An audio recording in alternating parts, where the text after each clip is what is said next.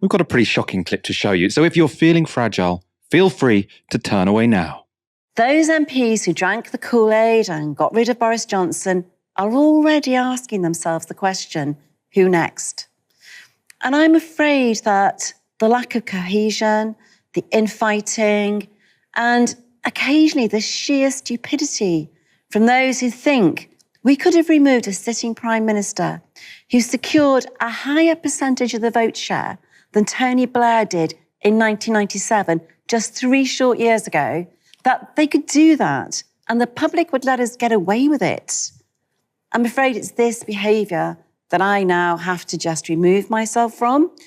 And so, despite it being a job that I've loved for every year that I've done it, I'm now off.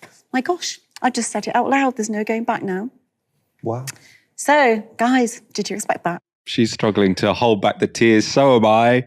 Nadine Dorries is going to stand down, no longer a representative in Parliament. Aaron, she was getting pretty emotional. Are you? Are you feeling moved, touched? Are you going to miss her presence in political life in this country? Well, if I seem entirely indifferent to it, Michael, it's because I megadosed a load of Xanax before we went on air. I'm actually distraught that Nadine Dorries will no longer be among the 650 most important legislators in our country. I mean, she's obviously so well qualified for the job. She adds so much value. She's immensely intelligent and one of the great problem solvers of the 21st century. I mean, she's up there in terms of problem solving with the people behind the Apollo program.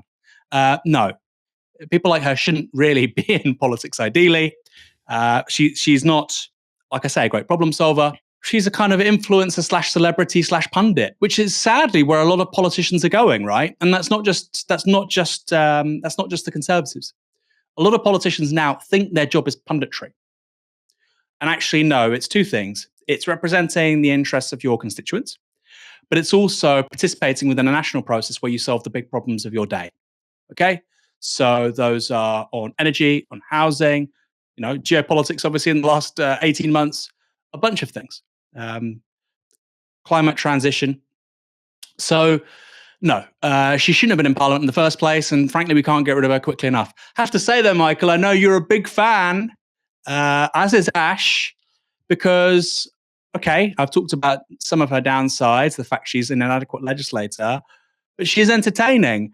My counterpoint to that, Michael, would be she is entertaining, and that is not good enough to be in Parliament.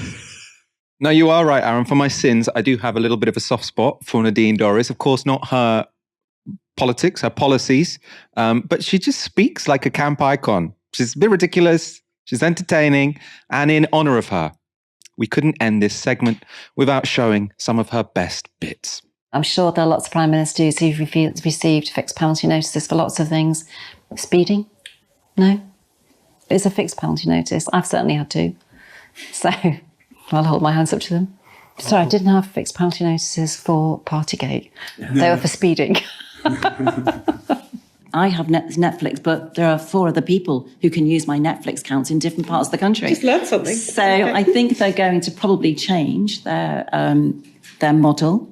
Well, am I not supposed to do that? I don't know. As you were, Sunak's stability extends to the cabinet with the big beefsteak and all her cages, but Braverman back at home in the Home Office. Sorry, I've just completely messed up. They're in our studio and we've risked them for a clue. Stick around for Just Stop Oil Live. So, Richard, I have to ask you about Channel 4. Do you think we should be proud... Patrick, sorry. Do you think we should be proud of programmes like My Massive Cock on Channel 4? Did I just say that? We should never kind of audit the future of Channel 4, and we should never evaluate how Channel 4 looks in the future and whether or not it's a sustainable and viable model. It's quite right that the government should do that. But Channel 4 is not like the BBC.